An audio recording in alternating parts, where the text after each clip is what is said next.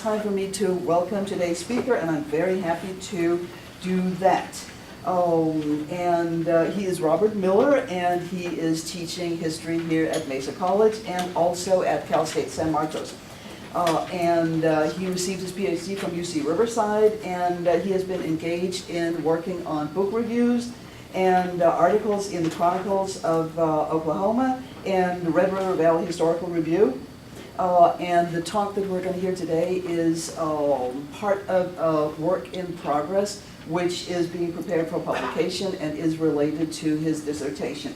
And the topic is Challenging the White Man's Burden, American Indians and Empire at the Turn of the 20th Century.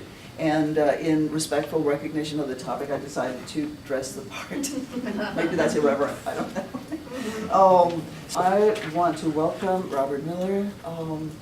The floor is yours. Thank you.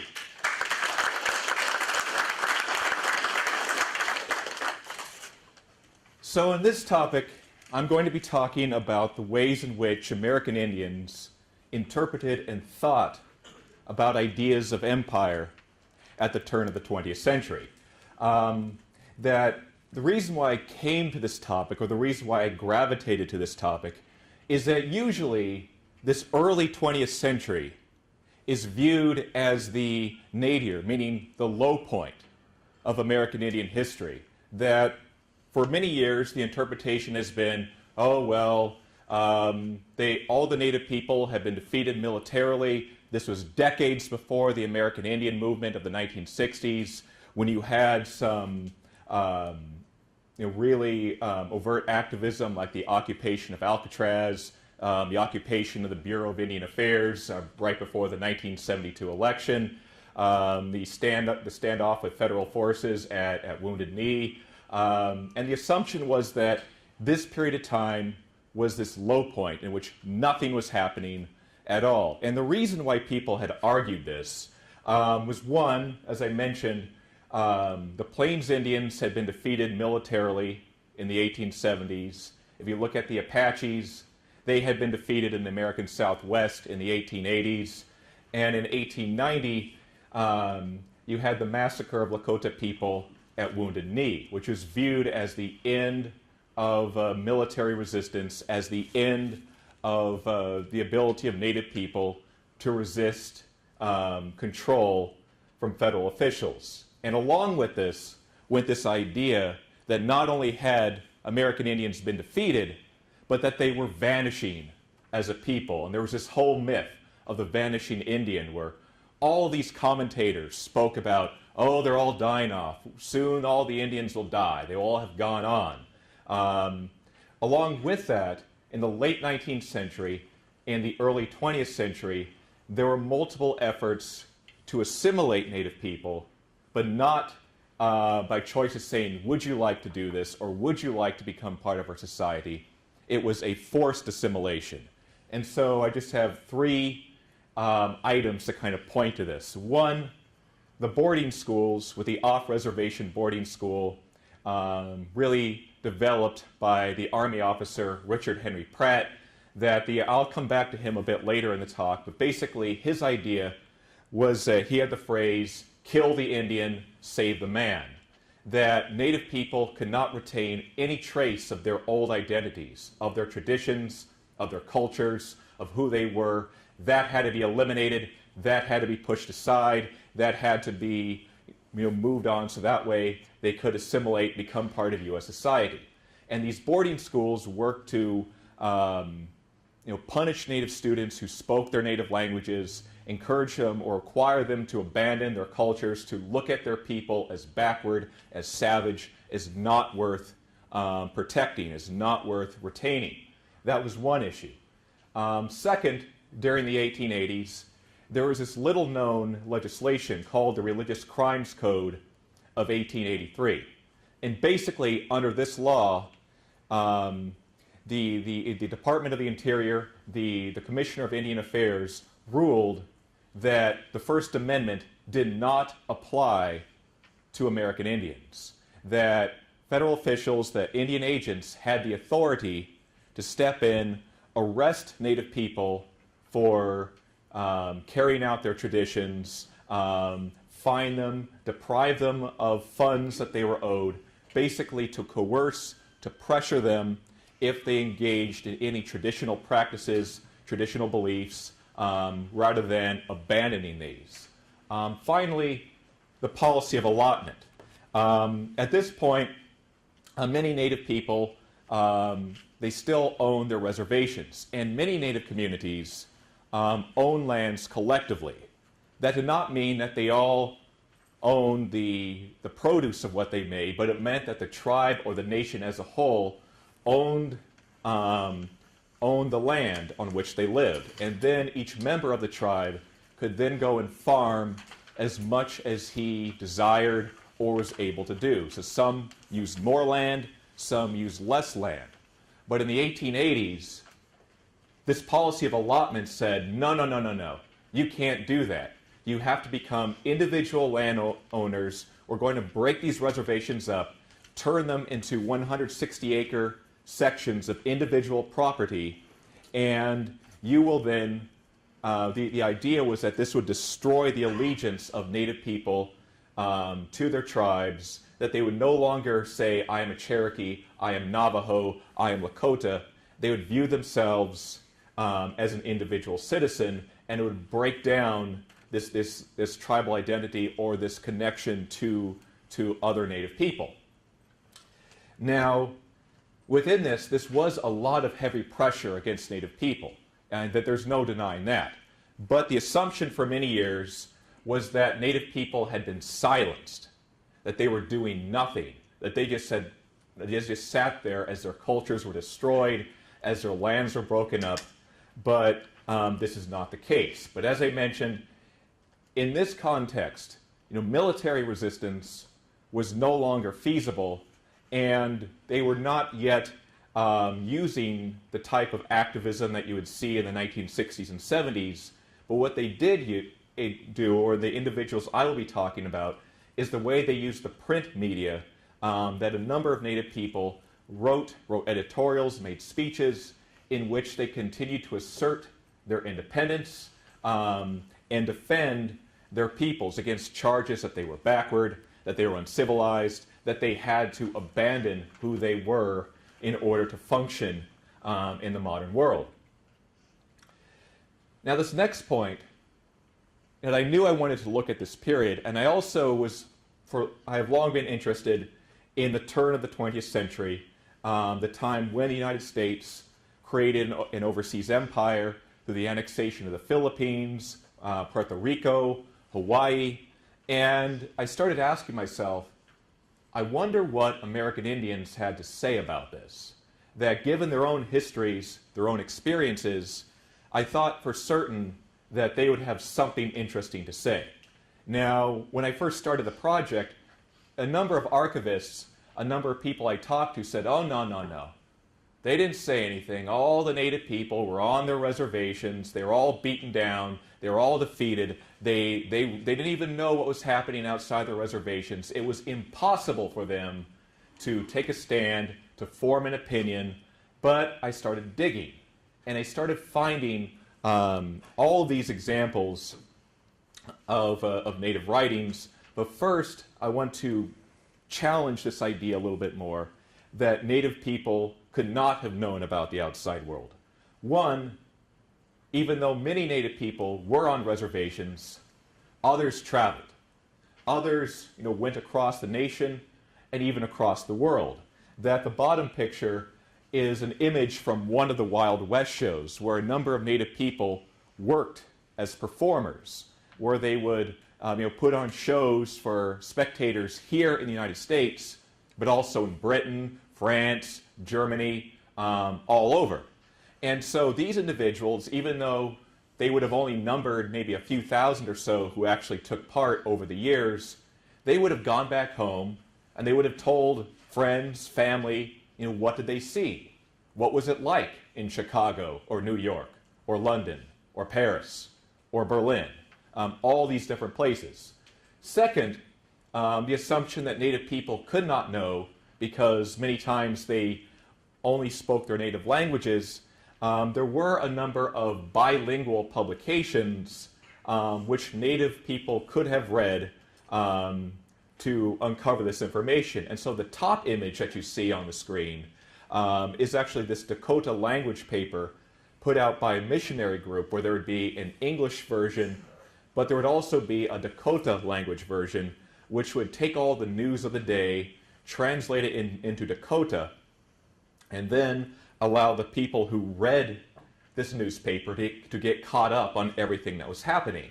And so in that, it's kind of tough to see from the back, but if you take a closer look, this information about these American warships in the context of the Spanish-American War, this is in Dakota. So these native speakers would have had access to the same information. And drawing upon these sources, I came to the overall conclusion, and I discovered that American Indians were aware. They were cognizant of what was happening elsewhere, not just in the United States, but the world as a whole. And within this, I include the creation of this overseas empire. You know, the annexation of, again, Puerto Rico, the Philippines, Hawaii. And it wasn't just that these native writers sat there and said, oh, well, look at that over there. No, instead, they recognized parallels. They said, this happened to us. Now this is happening in Hawaii. It is happening to the Filipinos. That just as we lost our independence, we lost our sovereignty, we lost our land, so too is this now happening to these other peoples across the sea. And in response to this, it wasn't just that they observed this, but they connected it, and they would use it to bolster their own arguments, that they would draw upon this issue of empire to argue that the whole process of civilization was not the moral objective that the proponents of empire said it was. And at the same time, they would try to argue that those who were critiquing them for being uncivilized, for being backward, for being savage, they in fact were the ones who were backward, immoral, and savage for the way they had behaved and the way they were treating these peoples across the seas. But in quick reference, that you'll see a reference to a petition on here that in 1901 actually came across this petition from Indian Territory. That's just present-day Oklahoma if you're trying to visualize it on a map. But what happened was that a number of Creek and Cherokee individuals signed this petition calling for the extension of law and order over the Philippines, over Hawaii. And the idea or the argument that they used in this petition was that the native people here are being taken advantage of. Extend constitutional protections to them. That way the Hawaiians, the Filipinos, whichever other groups will not face the same problems which they were facing in the early 20th century. So in this one, as I mentioned, this did several things that I'll be talking about more in the course of this lecture. That one, they recognized what was happening overseas, they linked it to their own histories, they were able to use it to question whether the whole process of civilization was something moral, something to be desired, and they would actually use some of these same arguments and ideas to challenge the notion that they were backward, that they were the ones who were savage. So this first kind of case study or example is the Cherokee Advocate. This newspaper was the official mouthpiece, so sort of the official publication of the Cherokee Nation. It received funding directly from the Cherokee government to kind of convey the ideas or the announcements from the Cherokee government to the Cherokee people. To say, this is what's going on, this is what we think about it, or here's the information on the newest election, this kind of information. It was a bilingual newspaper where it would be in both English. It would also use the Cherokee syllabary, which had been developed by Sequoyah during the 1820s, so that's a bit of a side note. And in this paper followed in the tradition of the Cherokee Phoenix. The Cherokee Phoenix, I have an example pictured at the bottom, was a bilingual newspaper published while the Cherokee still lived in Georgia. And they had used this paper to assert that they were civilized and to oppose those who wanted to remove them from their lands. The Advocate, which they started once they were removed out to present-day Oklahoma, then Indian Territory, followed in the same tradition. Now, the issue at this time was that the federal government was pushing allotment on the 5 tribes, meaning the Cherokees, the Choctaws, the Chickasaws, the Creeks, and the Seminoles, that they owned title. They actually owned title to their land, but it belonged to their nations as a whole. So the Cherokee people as a whole owned the land of their nation. But the federal government had said and argued that no, this is unacceptable. We want you to become individual landholders. You may not hold your land the way you choose to hold it. You must hold it the way we tell you to hold it. And so they started to put pressure on the Cherokees and the other members of the 5 tribes to give up their independence, give up their sovereignty, and embrace allotment. The Cherokees continually said, no, we will not do this. We are happy with the way things are. We are pleased with our life as we have it. So what happened in this case then is in 1898, and I'll be mentioning this bill a couple times. There are a lot of specifics of it, but I'll get you the big picture. There was a law called the Curtis Act that Congress passed in 1898. In essence, what the Curtis Act did is it extended federal authority over the 5 tribes. It closed the doors of their courts, declared that the laws of the 5 tribes were no longer valid, could no longer be enforced. And it said that whether you want it or not, your land will be allotted. That even though you don't want it, we said that you will do this. Therefore, this is going to happen. And basically the plan of the federal government was to hold this over the 5 tribes, and the Cherokees particularly, to say either agree to allot your lands, give up your independence, or we will take it from you anyway. So if you agree to it, maybe we can mitigate some of the worst impacts of this. And at this point, some of the opposition to allotment started to fall away from people who said, wait a minute, we have no choice in this matter. No matter what we do, we're going to lose it. We're going to lose our independence. We're going to lose our nation. We should make the best deal that we can under the circumstances. And the Cherokee Advocate, as the official publication of the Cherokee Nation after 1901, the leaders of the Cherokee government began to urge their people to accept allotment. That it wasn't just that the leaders signed off on it. Whenever they reached an agreement with the federal government, they sent it out to the Cherokee Nation and had a vote. So it's a referendum, in essence, to say, do we want this agreement, yes or no? And so at this point, the federal government, because of this pressure on the Cherokees are now saying, their government was saying, this is the best we can do, and they began to push or urge their people through the editorials in the Cherokee Advocate to accept allotment. But even though they were endorsing the policy or saying, accept the policy, that did not mean that they thought it was a good thing. And as a result, they gave this qualified support of allotment, and they highlighted the futility of resistance. They didn't talk about the benefits of the policy. They tried to point out how useless, how futile it was to resist the federal government and the United States if that is what they were determined to do. So, for example, there was this quote, and I have it on the screen here, that quote, "Don't you know that a few hundred people can't do anything with 75 million?" End of quote. 75 million being the population of the United States at this time. And in reference to the more culturally conservative Cherokees, who were the ones most likely to keep saying, no, we refuse to abandon our landholding practices, we refuse to abandon our independence.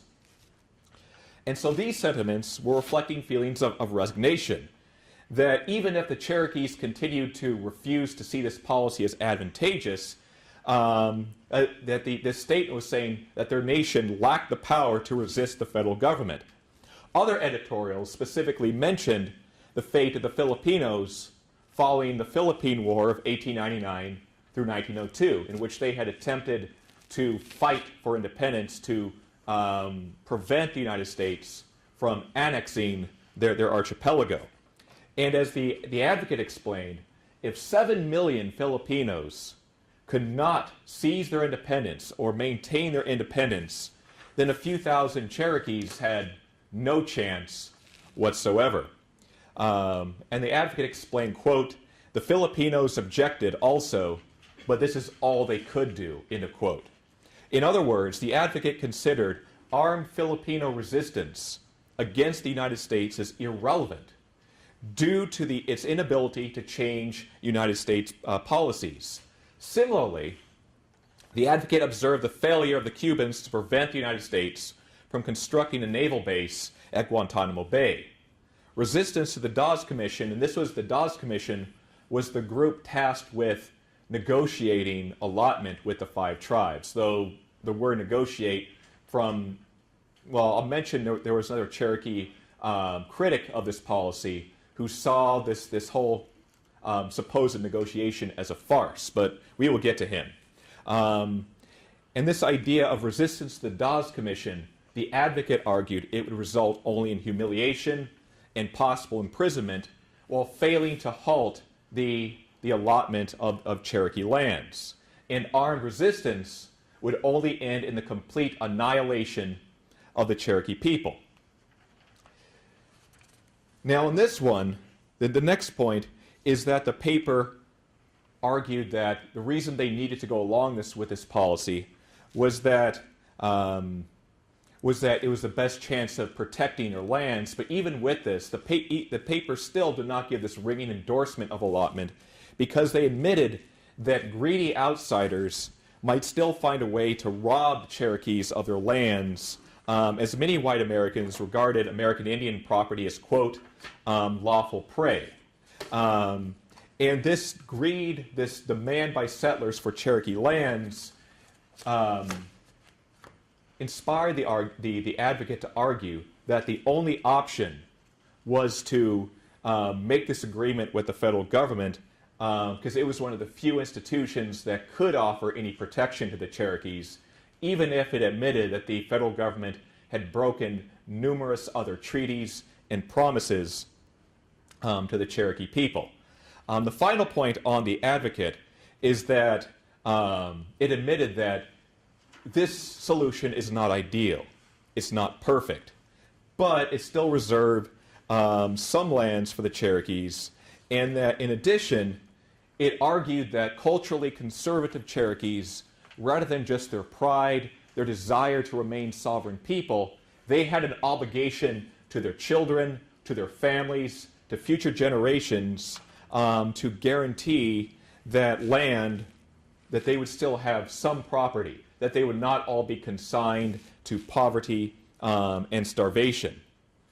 So in short, even though the Advocate pushed allotment, some earlier views on this paper is that, or earlier views in scholarship, is that any time you have a Native person who says, we have to accept allotment, to view them as someone who has embraced assimilation or embraced joining U.S. society. This case from the Cherokee government in their own newspaper was to say, this isn't a great policy, we don't really like it, but it's the only alternative that we have. So it wasn't, this is a good policy, but it's the only option we have whatsoever. Now, one of the most outspoken and one of the most articulate critics of what was occurring was this Cherokee, this older Cherokee gentleman, DeWitt Clinton Duncan. And very few people have written about him, but in the course of my research, he was one of these men whose letters to the editor kept showing up again and again and again in newspapers across Indian Territory. And he's a rather remarkable figure, so I'm going to give a little background information on him. He was born let me check the year, he was born in 1829 when the Cherokee still resided in Georgia. As a young boy, he, along with his parents, experienced the Trail of Tears. The Trail of Tears was the forced removal of the Cherokee people from Georgia and some of the surrounding states west of the Mississippi River. And so here was someone who, as a young boy, he had been forced from his home, forced to travel thousands of miles, and in the course of doing so, he would have seen numerous of his fellow Cherokees die from starvation, die from exposure, or die from any number of other circumstances. So this was part of his memory. This was part of his life. And so later in life, in the 1880s, he was a prominent attorney with the Cherokee Nation and helped to win a couple of court cases defending them. But ultimately, he settled in Veneta, in the northeastern corner of what is now Oklahoma. And once he settled there, he began to write this constant series of letters, and his writings provided these scathing attacks on the federal government's efforts to break up tribal governments and allot the lands of the 5 tribes. And he would, since he himself he had converted or he had become a Christian, he would draw upon Christian ethics and morality and biblical writings to condemn the United States for what he viewed as greed and cruelty. And his observations allowed him to invert the labels often used to denigrate, to critique, to attack the Cherokee nation and turn them against the United States by exposing the divergence, the gap between American ideals and American policy. And so in the 1890s, the early 1900s, as I mentioned, his letters showed up all the time. He used the pen name Tu Quasti. You'll just see, if you're looking in the letters to the editor page, he's just all over the place. He spoke English, Cherokee. He also knew Greek, Latin, and I think at least 1 or 2 other languages. So he was a very highly educated individual, and he could draw upon all these classical allusions in his writings to kind of make his point. First, I want to talk about how he viewed the issue of allotment. And so when the Curtis Act I mentioned earlier popped up, Duncan actually went to Washington, D.C. to lobby against it, that he was trying to urge or convince members of Congress to avoid imposing this forced allotment, this forced destruction of the Cherokee Nation. But his delegation, they kept running into difficulties, and so he was ultimately unsuccessful.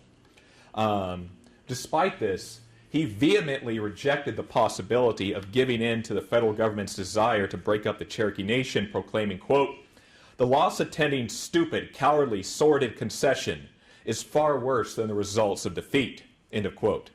The Dawes Commission, again, the group tasked with allotting the lands of the 5 tribes, drew Duncan's indignation as, quote, "They had not come to discuss with us the question of rights, but simply tell us what the government required," end of quote, thereby revealing the negotiations to be a farce. As Duncan noted, fair negotiations required, quote, "liberty of thought and action on the part of the contracting parties," and that, in the case of a failure to agree, each party is to leave the other unmolested in the same position in which he found himself, end of quote. Instead, the federal government threatened to deprive the Cherokees of their lands by force if the Cherokees refused to concede the desired territory. So as a result, these proceedings did not resemble negotiations, but were a form of legalized or government robbery.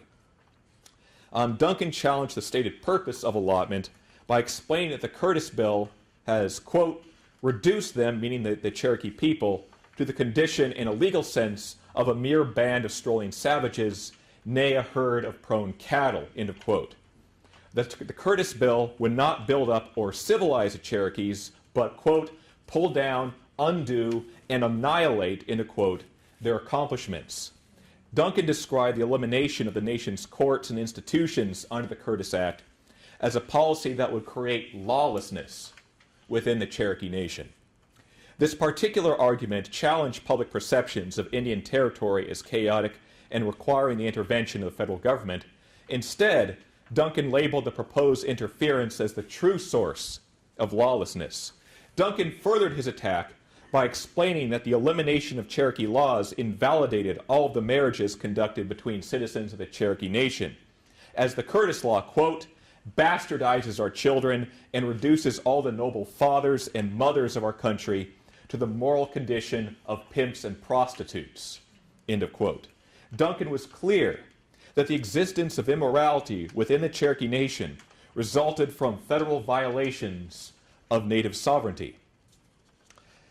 Despite his strong opposition to, let me just double check what we got to get next. Yes, despite his strong opposition to allotment, Duncan cautioned the Cherokees not to resort to violence, as this would provide the government with, quote, a pretext for adding chains and imprisonment to the wrongs which she has already heaped upon us, end of quote.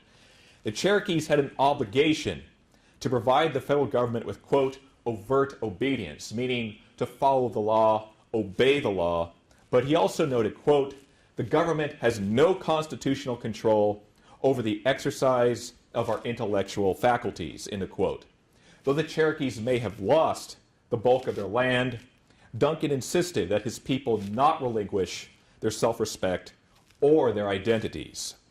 Duncan connected the Curtis Act and the Dawes Commission to the tactics used to drive the Cherokees from Georgia during the 1830s, as both removal and allotment relied upon coercion and the government's efforts to secure Indian lands for white settlement.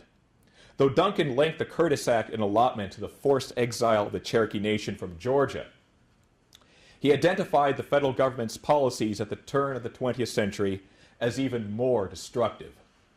Though Cherokees suffered and died while on the Trail of Tears, the United States did not prevent the Cherokees from reestablishing their own government upon their arrival in Indian Territory. By contrast, the express purpose of the Curtis Act was the destruction of tribal governments and independence. And though Duncan rejected violence as a means of resisting Euro-American domination of the Cherokees, he lambasted the federal government and the greed of civilization within his letters. In a poem which appeared as one of these letters to the editor, entitled The Dead Nation, Duncan wrote, quote, thus rotting pestilence and art and might, in moonlight orgies over thy children's bones, to honor civilization hands unite, and dance the music of their dying groans. Duncan cast the United States as a country that not only deprived American Indians of their lands, but relished in the destruction of native communities. These lines reveal Duncan's conviction that the United States government repeatedly broke its word and took advantage of the Cherokees and the 5 tribes. Duncan continued writing, quote, writing civilization was at work, quote, with savage means, with rifle, sword, and dirk, end of quote. With this line, Duncan inverted the Euro-American understanding of civilization by identifying the means employed by the United States government to force its will upon the American Indians as savage. Duncan closed his poem by portraying the Cherokee Nation as an innocent victim. And he consistently identified true civilization as a respect for law and justice rather than economic achievement and power. But in reference to civilization as he saw it being practiced in the country as a whole, he wrote, quote, civilization is a demon whose only attribute is selfishness and whose only object is self-gratification. It has destroyed countless thousands of our people without cause, end of quote. Now the next point in this, before I move into his direct critique of overseas empire, I also want to point out or discuss how Duncan thought about the issue of Indian education. As I mentioned, these decades were kind of the heyday of the Indian boarding schools designed to deprive Native people of their cultures and make them assimilate by abandoning all parts of who they were and their past. And although Duncan had not attended these schools because, he was, in 1900, he was a 70, 71-year-old man, what he did do is he saw what was happening at these schools, and he was very critical of it. That he attacked the system of Indian education by noting that it, quote, proceeded on the theory that for an Indian youth to become educated, it is necessary for him to cease to be Indian and be, in all the essential elements of his nature, transformed into a white man, end of quote. The end result of this education was the creation of a rift between educated Indians and other members of their tribes or nations. These educated Indians lost any pride for their heritage and only maintained the remaining ties for personal gain, thereby exhibiting their assimilation of Euro-American values. Duncan condemned this style of education for inculcating feelings of revulsion and disgust within Indians for their tribes, and thereby diminishing, if not destroying, their trust and the respect for their parents. Now, in order to bolster his critiques of U.S. society, Duncan examined the creation of the overseas American empire. Duncan noted that the extension of American authority over native communities and overseas did not result in this in a similar expansion of constitutional protections. In other words, Duncan recognized that even though federal authority or U.S. authority had been extended over Indians and over Filipinos and Hawaiians and others, the same rights and guarantees afforded by the U.S. Constitution did not follow this authority. So they were now under authority, but did not receive any freedoms or protections as a result of it. As a result, in a humor story, Duncan described Mr. Flag and Mrs. Constitution. This married couple who had a fierce argument at the Arkansas border, so just outside Indian Territory. And after this argument, the couple divorced. Mr. Flag, meaning representation of the nation's power, military authority, everything else, continued into Indian Territory, but Mrs. Constitution, she stayed in Arkansas. This story highlighted Duncan's identification of a significant gap between the extension of American power and the protections and rights guaranteed by the Constitution. In a letter from October of 1900, Duncan noted that the numerous broken treaties with American Indians that the U.S. justified on the grounds of, quote, public necessities, meaning that the government abrogated or threw out a lot of existing treaties saying, well, it's inconvenient for us to uphold this treaty. It's not in our best interest to uphold this treaty, so we're not going to follow it anymore. You already gave up your land, but too bad. In this letter, Duncan compared the U.S. government to Satan, who promised Eve that she would profit from eating of the forbidden fruit in the Garden of Eden. However, as soon as Eve ate the fruit, the devil, quote, notified her that his sooty kingdom had been suddenly betided by a certain class of public necessities, which rendered it inconvenient, nay counter to the public interests of his infernal dominions to carry out his agreement, end of quote. Duncan explained that only his, quote, satanic majesty, end of quote, could dare to treat an unsuspecting party such as the Cherokee Nation in such a manner.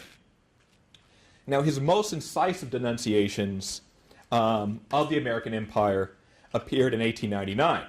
But basically, Kipling, this British author, while the United States was debating whether or not to sign this treaty with Spain and thereby annex the Philippines, Kipling wrote this poem called The White Man's Burden, in which he basically urged the United States to become a modern, mature nation and take up the responsibilities and the duties of empire. And this poem was widely read, widely reprinted in the United States, and cited by many people who supported the creation of an American empire, also by those who opposed the policy. But Duncan was looking at this poem, and he looked at the ideas in here, and less than 2 months after Kipling's poem appeared in print, and the kind of the bolded sections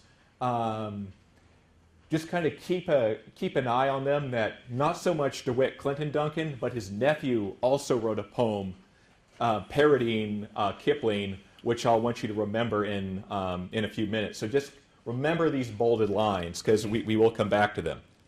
But in any event, less than 2 months after Kipling's poem, The White Man's Burden, appeared in print, Duncan's version appeared in the Indian Chieftain, this newspaper from Indian Territory. And the existence of this poem showed that, one, Duncan was aware of these debates elsewhere in the country, and he was also kind of cognizant of the implications of all the ideas in here. And in his poem, in his version, rather than justifying empire or depicting empire as this great, wonderful thing, Duncan questioned the assumptions behind the American empire, not just overseas, but also with regards to Indian territory. And although Kipling's poem of the same name urged Americans to take up this thankless task of spreading civilization, Duncan's poem served as a warning to whites. He drew on the style of biblical writers to chastise white Americans for their pride and to demonstrate how the accomplishments of civilization paled in comparison to the power of the Almighty. So, writing as God, Duncan observed, quote, "The red man and the black, whom fate debars from whited temples, see me in the stars. With tom-tom do me more accepted praise than pealing organ on stated days." Duncan rejected Euro-American claims regarding their favored status as instruments of God's will by noting that this heartfelt native worship surpassed the facade of spirituality practiced by white Americans. If the United States did not possess the moral authority that proponents of territorial expansion said it did, then American claims about the nation's divine role in the world were dubious at best, according to what Duncan was saying. This another passage, pay attention to the bolded area. Duncan condemned the United States government for abandoning morality in the favor of might alone. Speaking once again as God, Duncan proclaimed, quote, "Go tell those white men, I, the Lord of hosts, have marked their high presumption, heard their boasts, observed their laws, their government is might, enthroned to rule instead of perfect right. Could I have taught them such gross heresy as greatest good to greatest number be? Has shipwrecked crew with 9 famine pressed a right to slaughter one to feed the rest? Should just minorities be made to yield that wrong majorities may be upheld? In nature, is this not the rule that brutes observe in settling up their fierce disputes? Why should the greater number have their way, but for power to make the less obey?" Duncan's words undercut the claims that Euro-Americans used to justify their involvement in the lives of American Indians. He denied justice formed the foundation for this American empire. Instead, he argued that it preyed on the weak for the benefit of the powerful. This reference to just minorities applied to American Indians struggling to prevent their homes from those desiring to obtain native lands. Duncan rejected all the justifications Euro-Americans advanced for the destruction of the 5 tribes as a veneer protecting their true motivation. In short, Euro-Americans sought to acquire native lands because they were more powerful and could use their force or the threat of force to compel American Indians to accede to their demands. These are not the actions of a morally enlightened nation, but the abuse of superior strengths by, quote, brutes, end of quote. Now, in the next point, I want to move ahead. DeWitt Clinton Duncan, he had a nephew, John Calhoun Duncan. And just a few days after Duncan's poem appeared, his nephew published his own poem called The Red Man's Burden. But in this one, rather than just kind of riffing on the idea or attacking the idea of the morality of empire, John Calhoun Duncan took Kipling's poem, in essence, copied it.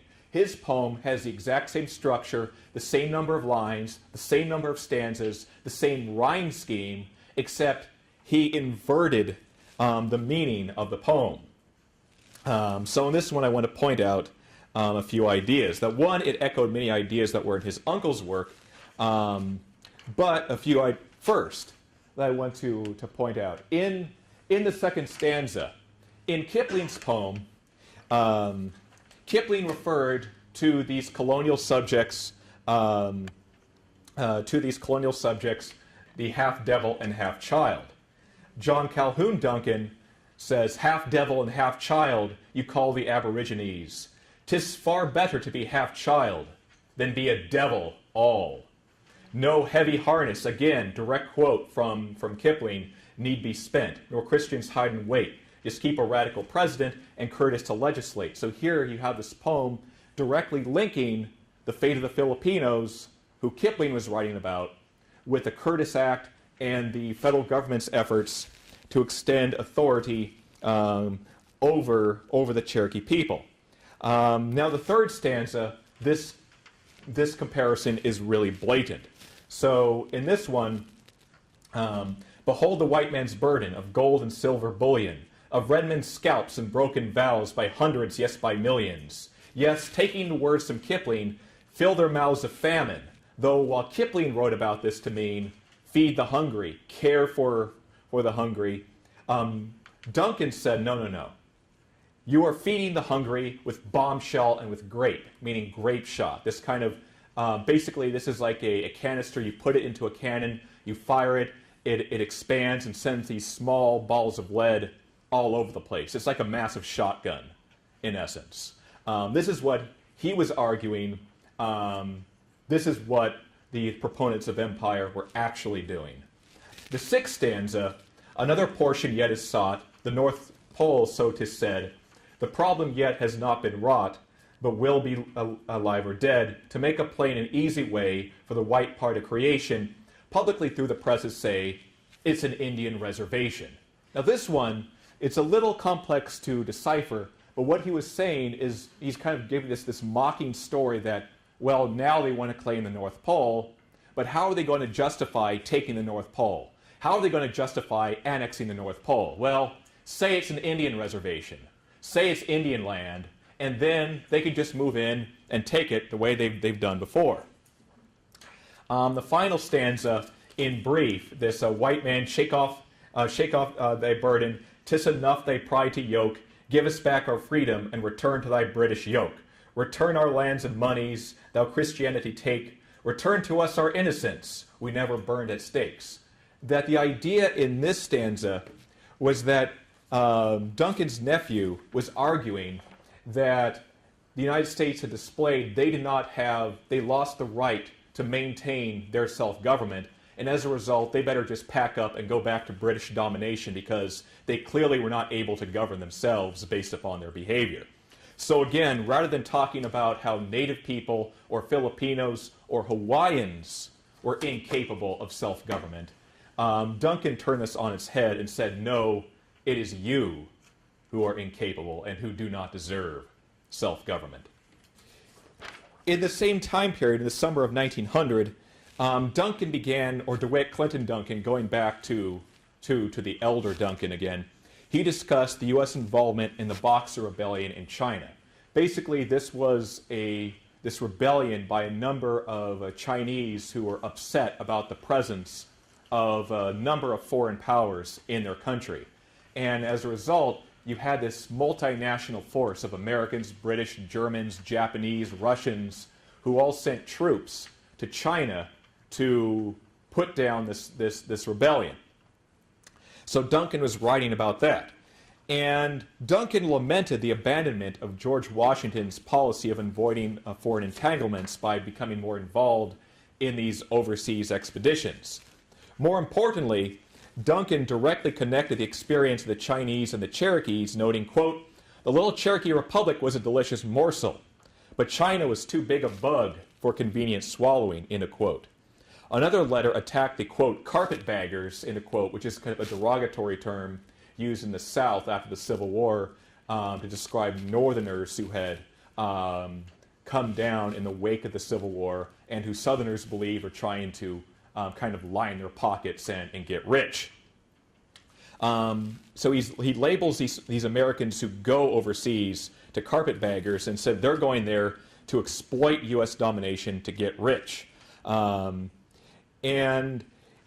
in this, Duncan identified Puerto Rico, the Philippines, China, and the Cherokee Nation would provide the president with the opportunity to provide these carpetbaggers, quote, this offspring of conquest and colonization that follows as closely in the track of conquering armies as a wolf on the heels of carnage, end quote. And that these foreign territories would be a, quote, dumping ground for McKinley or other American leaders to assign patronage jobs.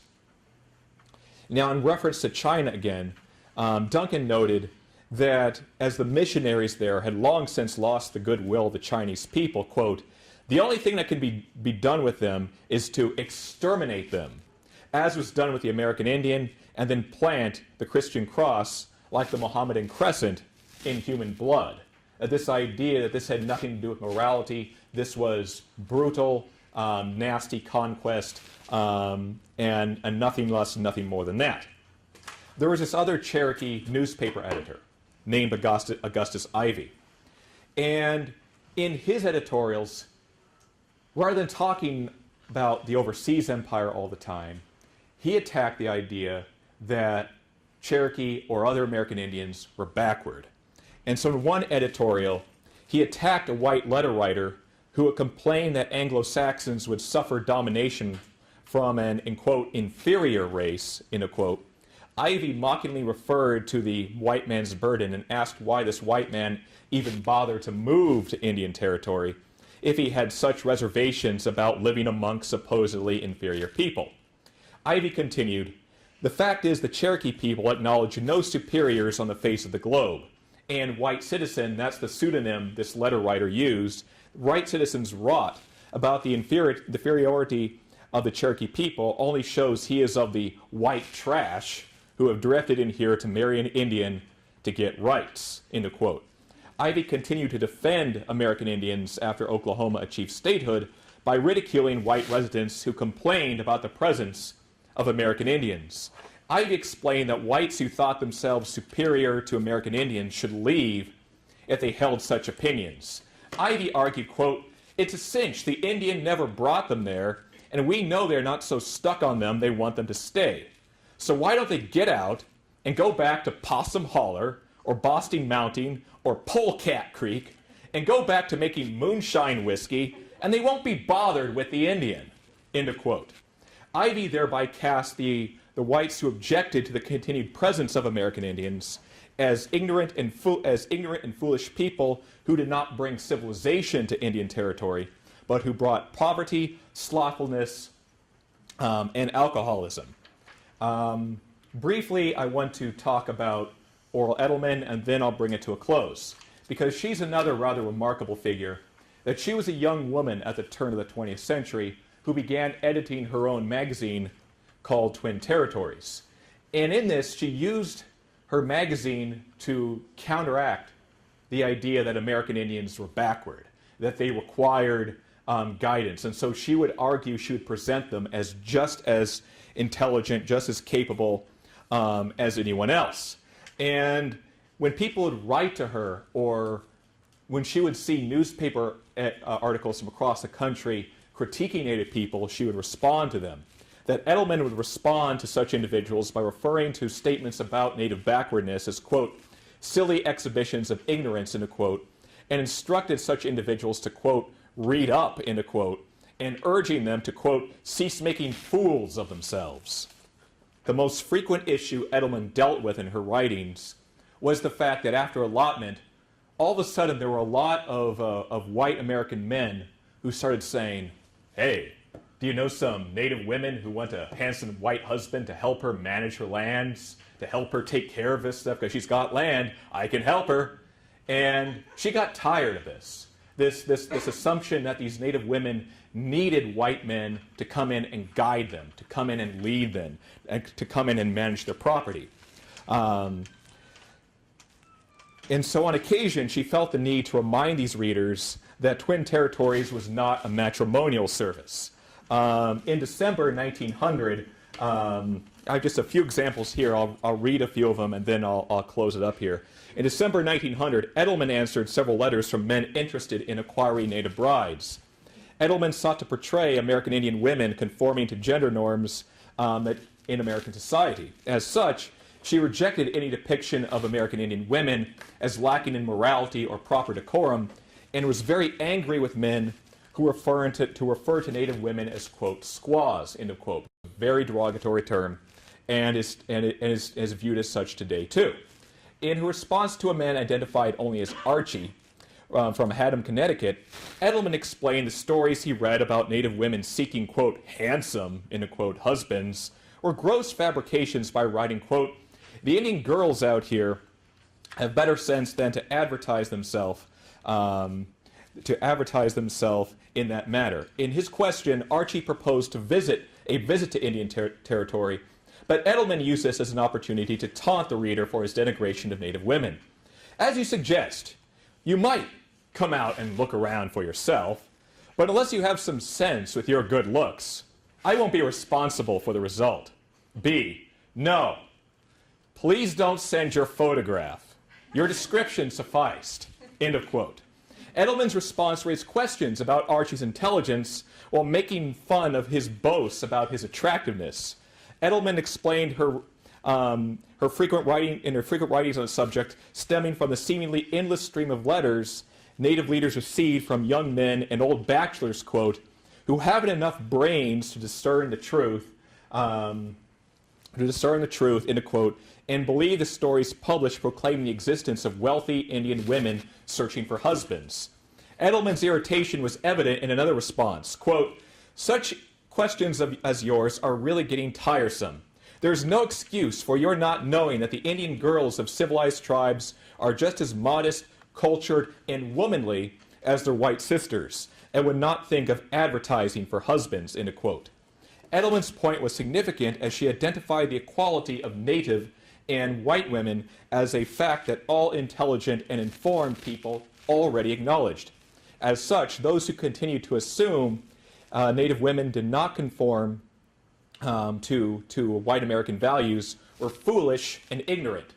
Edelman thereby defined those who doubted the capabilities of Native women as backward, while firmly identifying women from the five tribes as being civilized, as being modern. Edelman directed her harshest response at a man from Minnesota who claimed to have read Twin Territories for almost 3 years.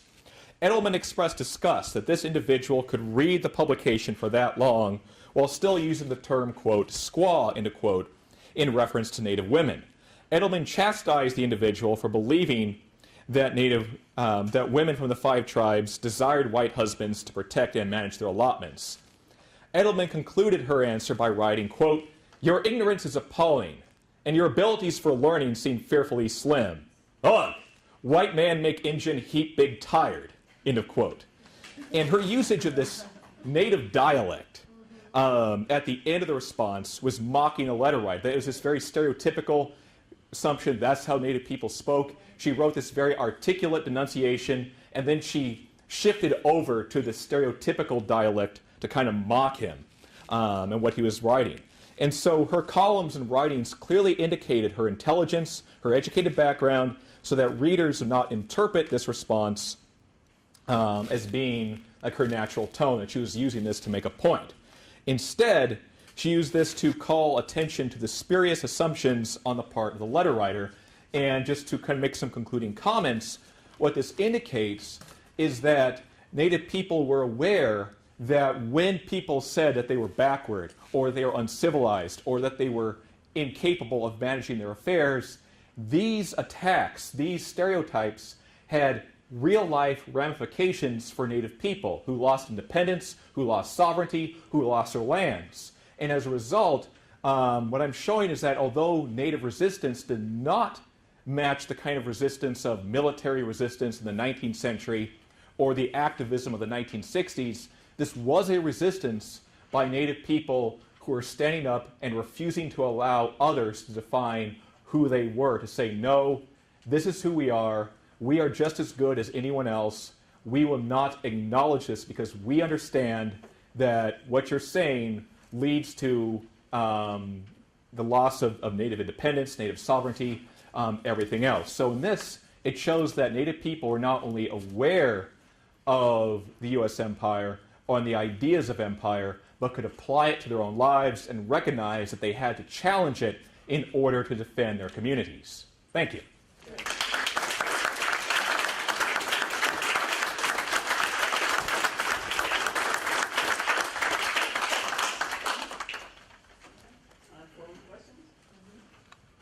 Yes.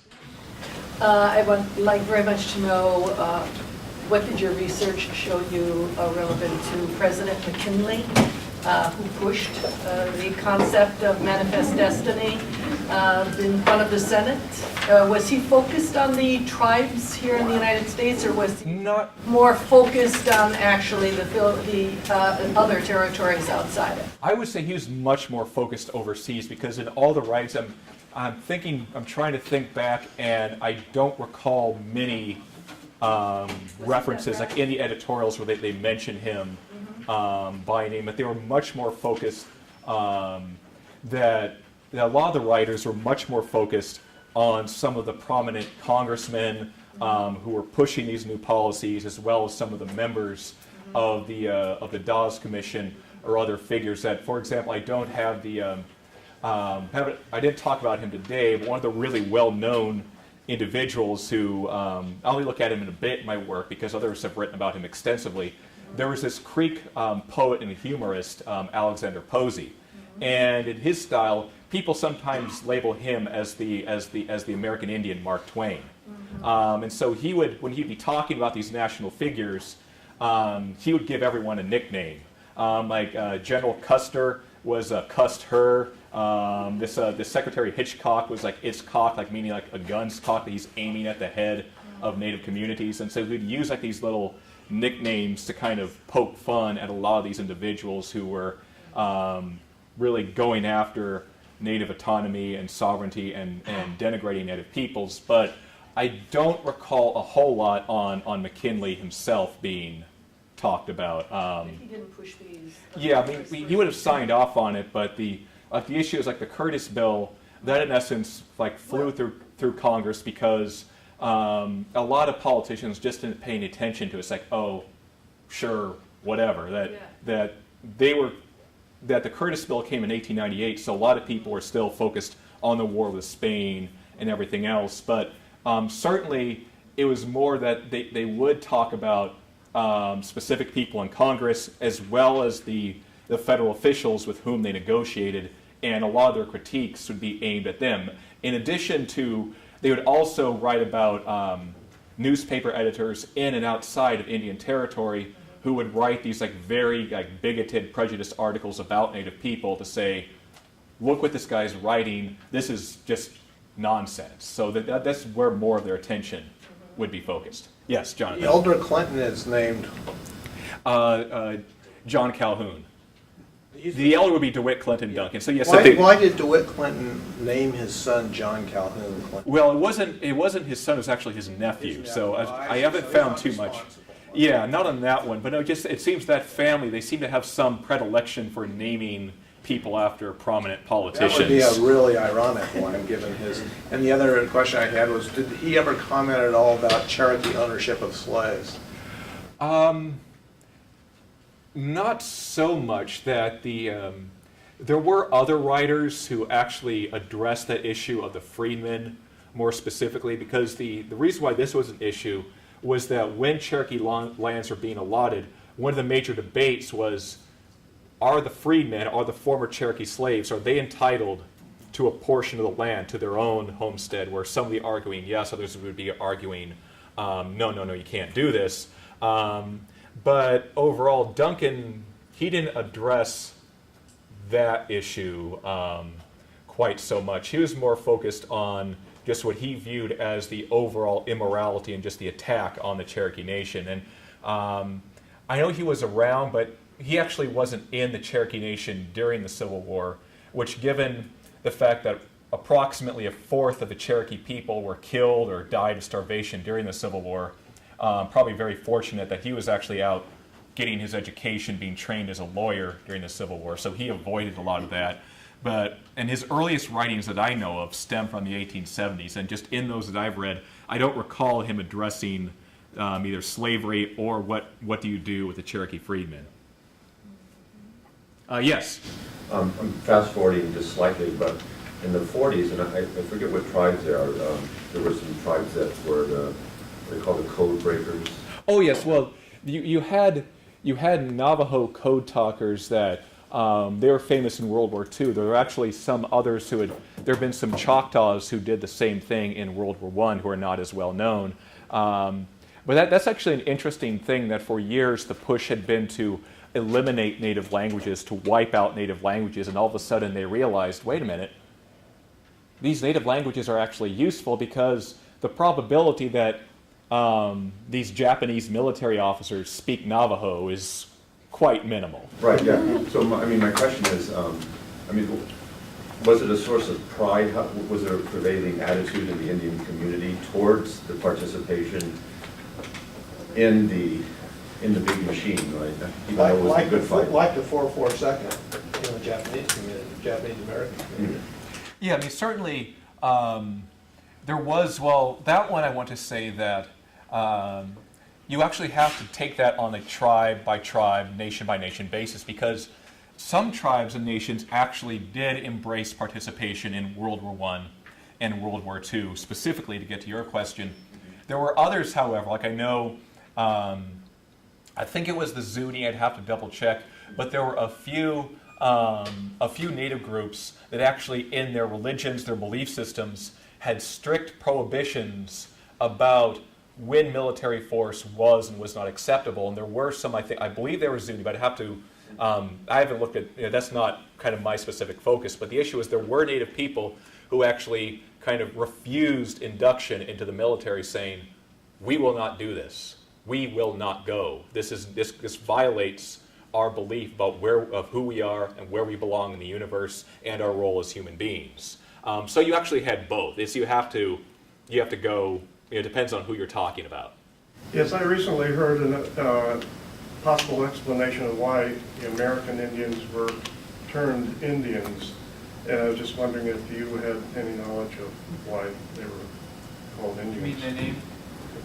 Yeah, well, just the assumption. Well, that's kind of an interesting thing, that when people had first arrived, that they believed, they were in the Indies, they believed they'd reached India. And they say, well, why do they still use the term? Well, the issue is that in more recent decades, a lot of native peoples have actually kind of taken ownership of the term. And the assumption is that, it varies from person to person, community to community, but there are those actually, I'd actually say it's probably a majority who would say they actually now prefer the term American Indian to Native American, that because of just the years and kind of adopting it as their own term of who they are and how they view themselves, that even though that term had been applied to them by outsiders, they have kind of taken it over and made it their own.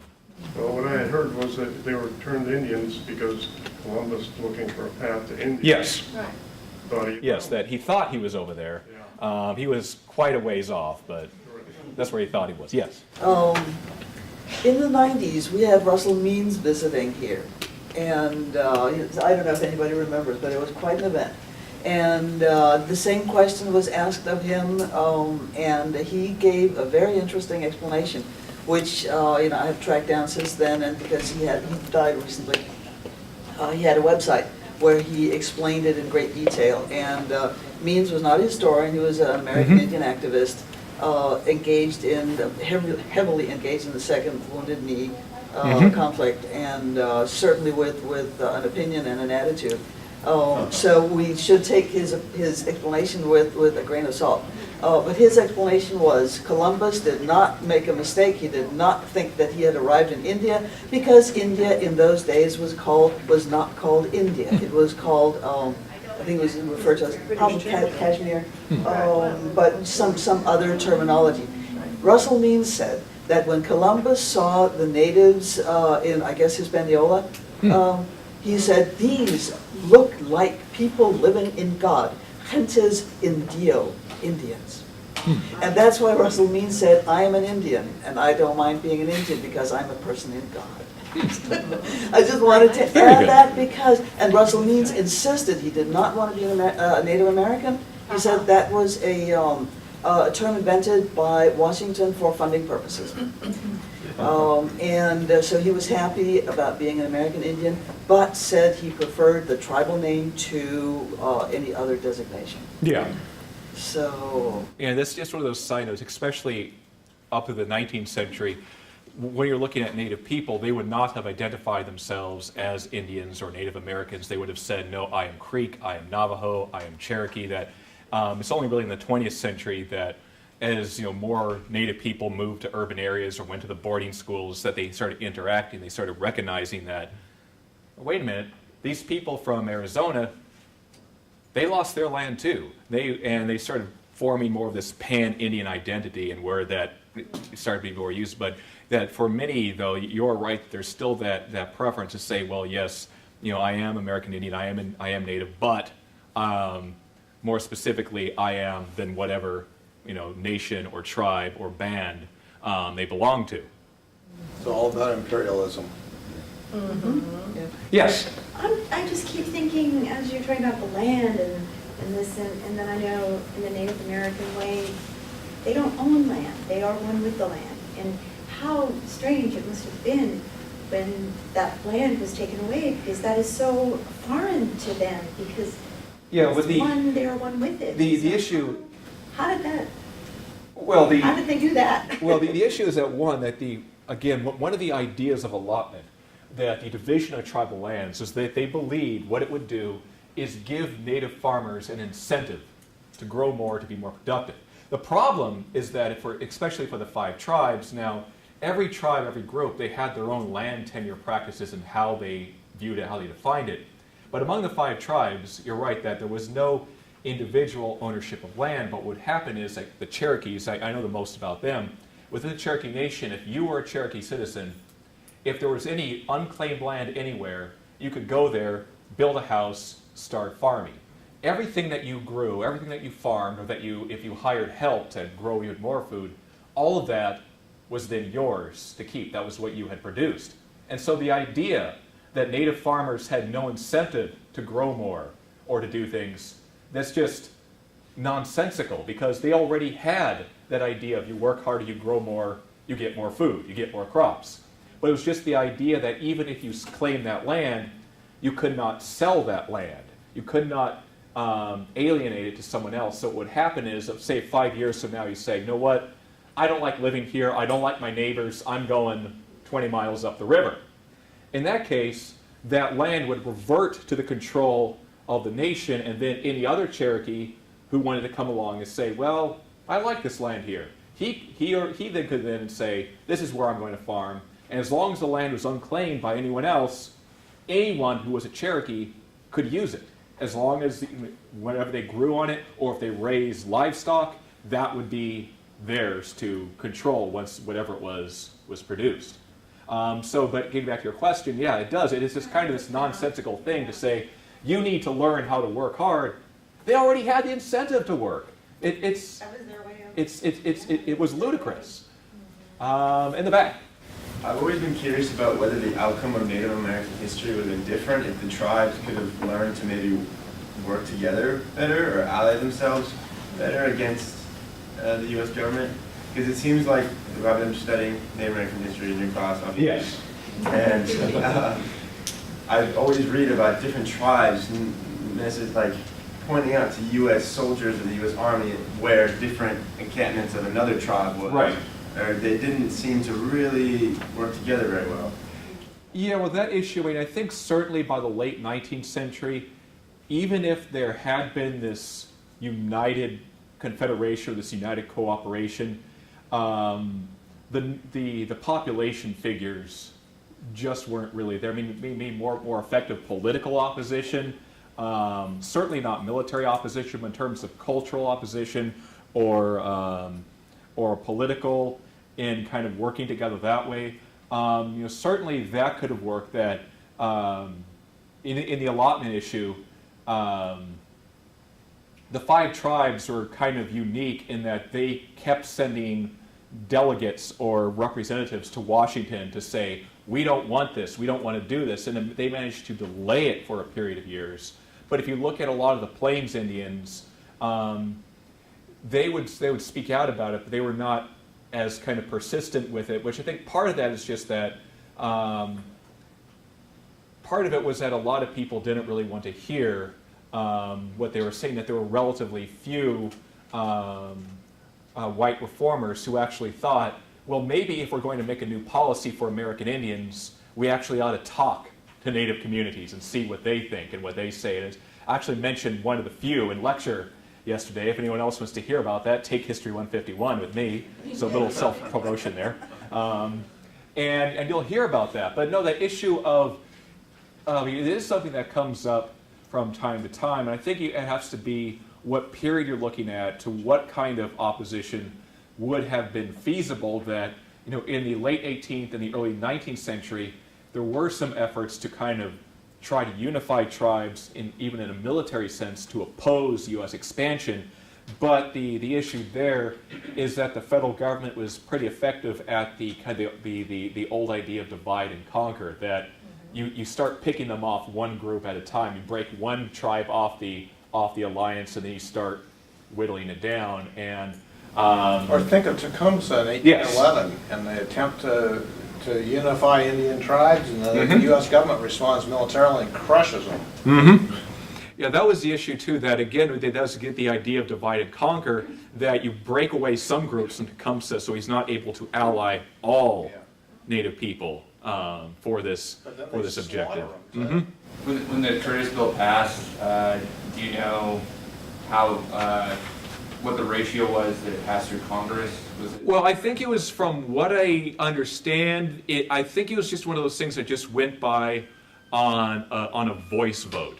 That there was, when they said all the ayes and enough people said aye, and they said other nays, and there wasn't enough kind of vocal response, that there was the need to do that specific vote. That, at least in Duncan's account, I'd have to double check the actual numbers, but he said that basically they did it on a slow business day, and there were only a handful of congressmen there. They just said, do we want this? Yeah, sure, fine, go ahead. And then they just sailed on through. So there wasn't, it wasn't like there was some fierce debate where someone was jumping up to filibuster or to give some speech in defense of Native communities or people who were giving other arguments. That actually, one of the ideas that that a couple people said, and that didn't really show up in the congressional debates, is that a couple whites who are actually sympathetic to the Native cause said, this allotment thing, if they can come in and take one community's land and property and force them to divide it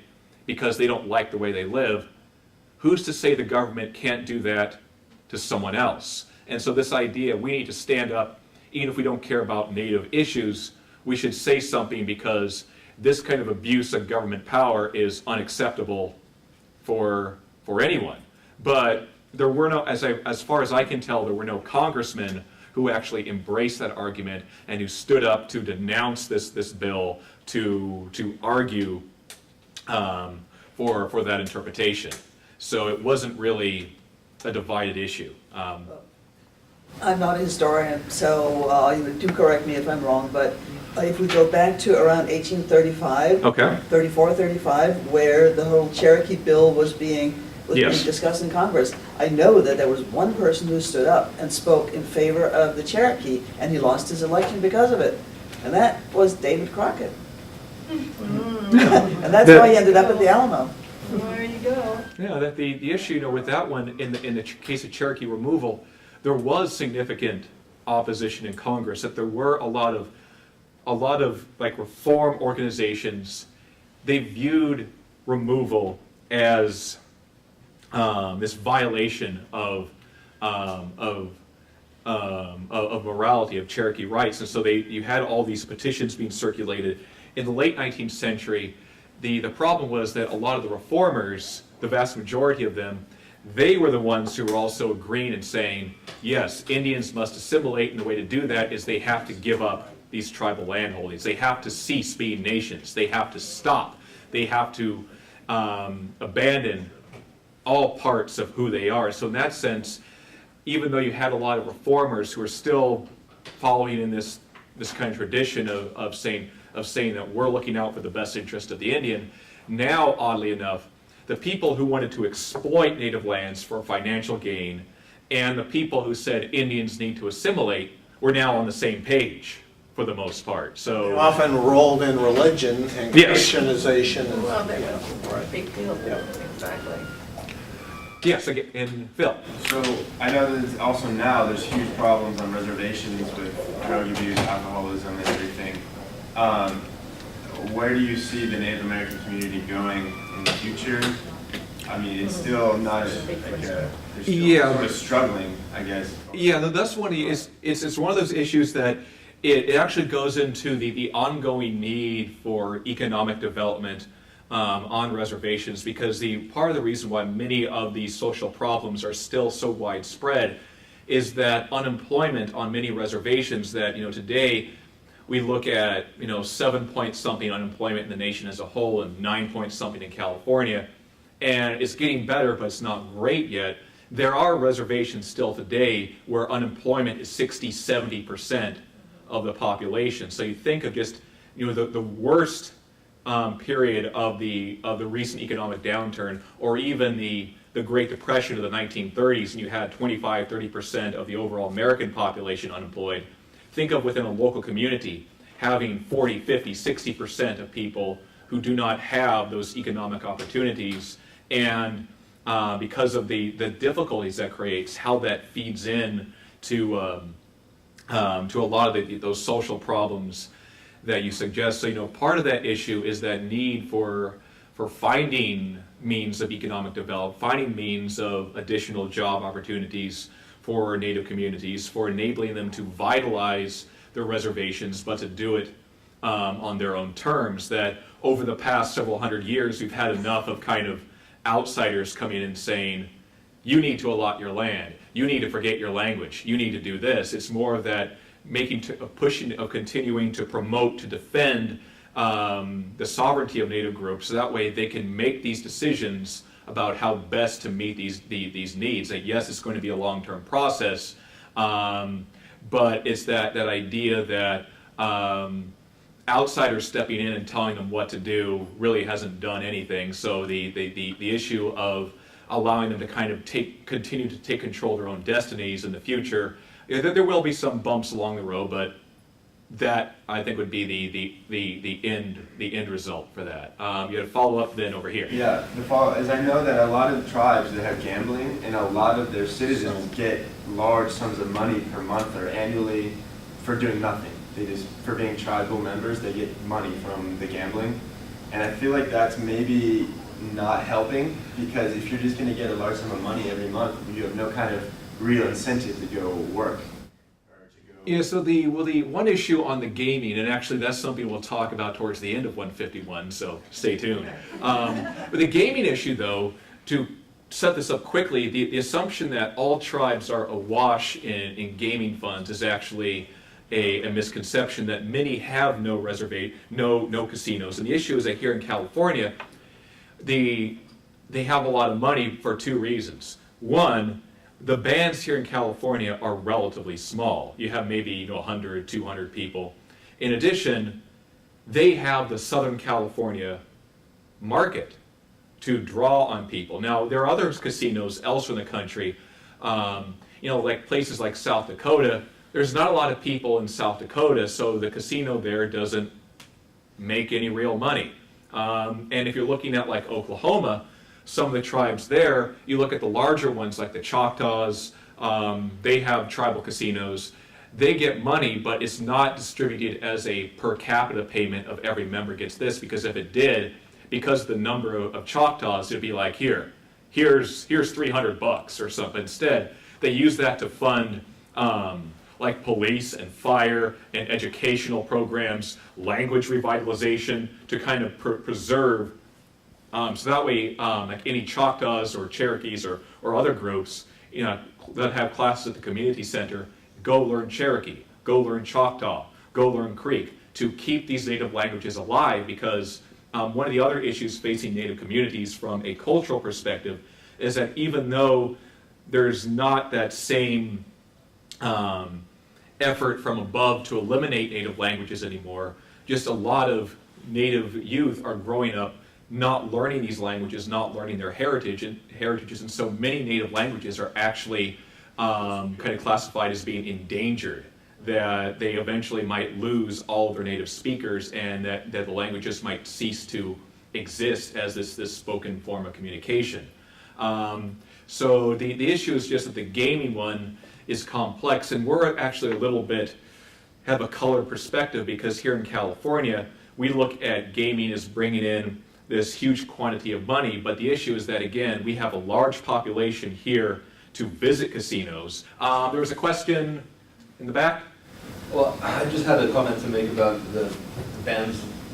Why can't they join together? Or as far as the gaming, it feels like in that respect, you're looking at allotment as something in the past and as a relic of something that happened and now we're past. But if you really examine it, with the humongous disparity between unemployment and just social conditions on reservations, essentially it's still going on. And if you could, it feels like the suggestion is all you have to do is sort of sell out and build a Walmart, sell half the land and build a Costco, and you could essentially be part of our society.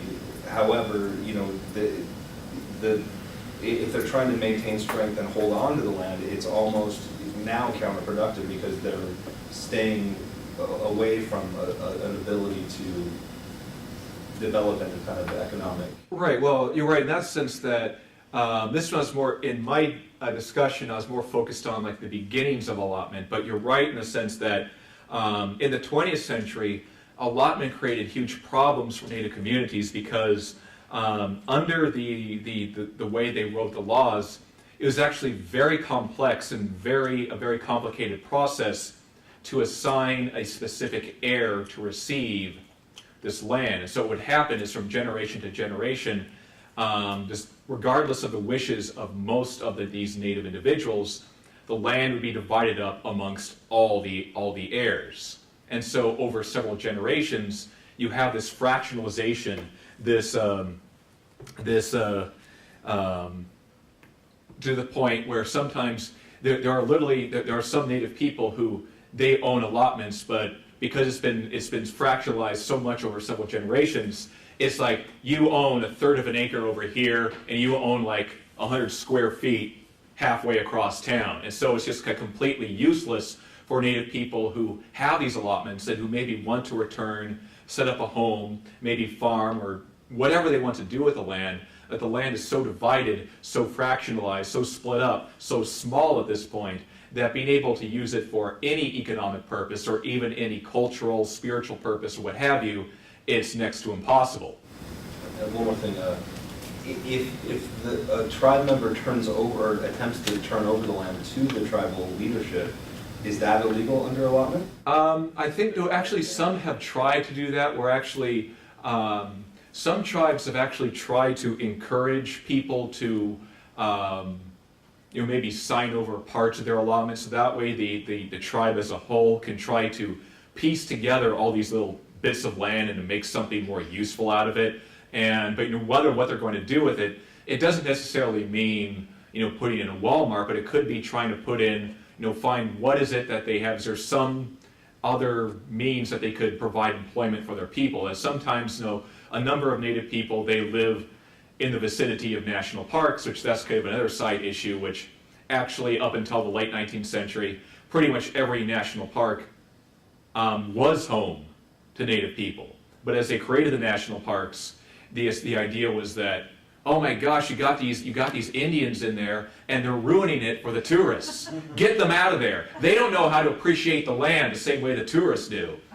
But as a result, you have these Native communities that are right by a lot of national parks, and so in many cases, they could benefit from the tourist dollars, some people who are going to the national park. So they could provide, they could have, find some means of creating work for their people, creating opportunities on their own terms.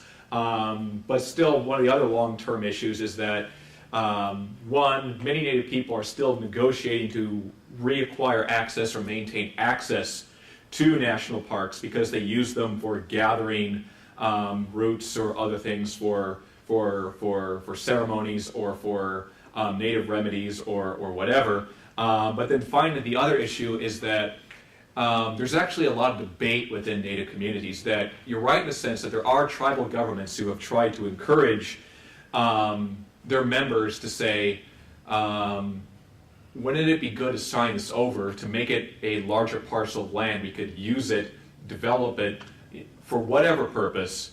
But there are others who are still, who would actually like to argue that Native people, they should be able to have like some kind of trading systems. Like for example, rather than having like a little 1/4 of an acre here, 1/10 of an acre here, whatever, you would kind of put that into an overall pool. And if you put in 2 acres overall, enough people will put that in, and you could then get 2 acres that were actually contiguous, and then someone else could get a couple acres that were contiguous and turn it into an actual usable chunk of property. Sorry, it also, as far as the how they can't pool power and become powerful, it feels like the actual law of apportionment itself specifically tries to drive like commercialism or the market as a way to try to separate people. If one guy gets a piece of land, now this is his, and it has fertile soil, he becomes rich because his crops do well. And now instead of being a tribal member where that goes to the tribe, he's rich and everyone else around him is poor. And it begins to drive a wedge between just the individuals of the tribe. And then when you try to make that, make everyone band together of strength, it turns out to be the land barons. One guy's going to get rich and buy everyone else's out, and he's, that's the American way essentially, but it degrades the sense of an overall tribal. And that was one of the overall objectives of allotment. It was the idea of to break down that tribal identity, that rather than saying, let's do what's best for our people, it was to get them to think of, what's best for me, what's best for my family. That was one of the explicit objectives that actually is rather comical, where not in terms of the results, but in terms of the kind of the absurdity to which the reformers of the 1880s took it, where when they would support allotment or talk about the policy, they'd stand up and they'd say, the Indians can't become civilized because they're not selfish enough. We have to teach them how to be self-interested. We have to convert them to Christianity and make them selfish at the same time. Yes. It's a really quirky question, relevant to Edelman. It would be interesting to know, were she alive today, what she would think of online mating opportunities that are available. I would love her editorial. Yeah, she'd probably have quite a bit to say about. Actually, one other note that as an aside, since you kind of introduced that idea of other forms of media, I haven't been able to find any recordings of it because it would have been too early and they would not have made records of it. What I found was really interesting is that after she married, she and her family eventually moved to Wyoming, and I know that in the 1920s she had her own radio program. I have no idea, what exactly. I think it would rather than being like a native-focused show. By that point, she had focused it into kind of more of a kind of a domestic affairs kind of program, like talking about cooking issues or whatever. But still, there's a possibility that given her earlier activism, she may well have brought up these native issues too. But from 1920s, like a little local broadcast out of Cheyenne, the probability that they recorded that anywhere is, next to nil. Other than the fact that she was there and she did it, I don't have a lot of information about, how long she did that, how long her show was, or anything. Yes? Very, very brief. Somewhere along the way, the Native American languages came in contact with our English alphabet in order to produce these newspapers you mentioned. For many of them, yes. How did that happen? When and where, time-wise? Well, usually it would be, when they had contact with missionary groups, because the objective of the missionaries would be to Christianize Native people, and the quickest way to do that would be that many times they would learn these native languages, and then, in essence, they would use the Latin alphabet, use these symbols, and try to sound out these native words and put them to print. Though the case of the Cherokees was different. The Cherokees, Sequoyah, he created the Cherokee syllabary using 86, so I think they later combined it down to 85 symbols representing every single sound in the Cherokee language. And so this was an individual, he neither spoke nor read English, but Sequoyah, this Cherokee from the 1820s, he kind of looked at white Americans. He said, look at that. They put these markings on a sheet of paper and they're able to convey messages across great distances. That looks like it would be really useful. And so he just went and he created a written language for the Cherokees on his own, where using a syllabary, again, it means that every sound in the Cherokee language has its own syllable. So in that sense, even though you have to remember 85 symbols, once you learn them, you can read anything in Cherokee, because it's not like English where sometimes you pronounce a letter one way, sometimes you pronounce it another way.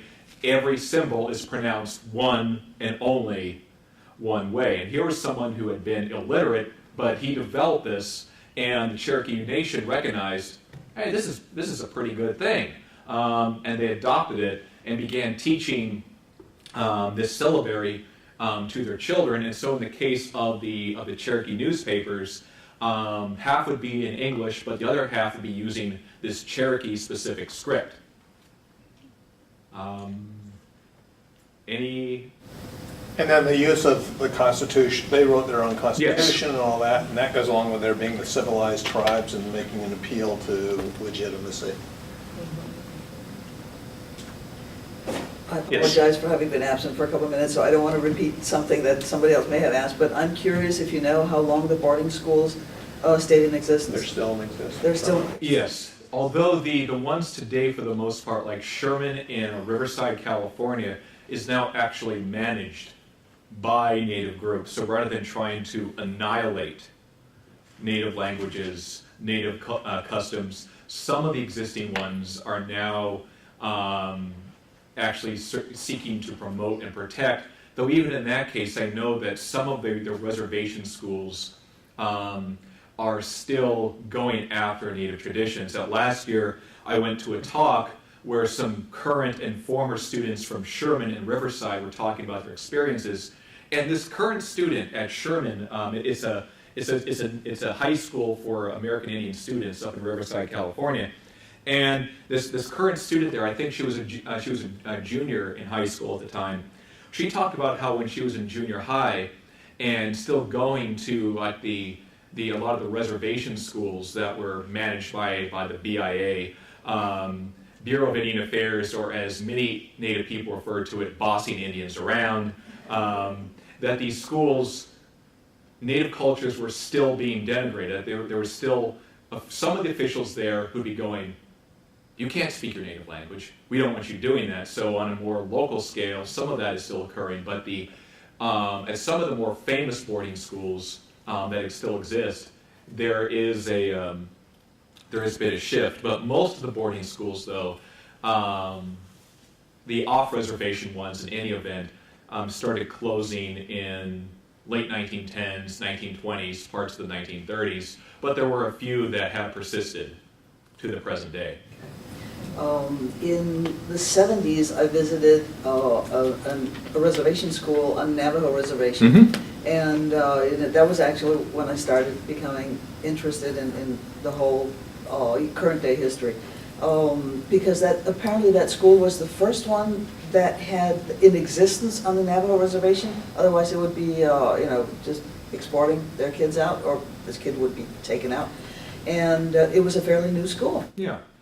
Yeah, I know they had some like local schools from, I think, the 30s or 40s, but no, like a lot of the Navajos, that they had been the ones who'd been sent to the boarding schools because the Navajos as a community were so spread out over a wide area that it was difficult to provide that, to have enough schools, to have enough personnel to kind of meet the educational needs, at least as government officials perceive them, in an economical way.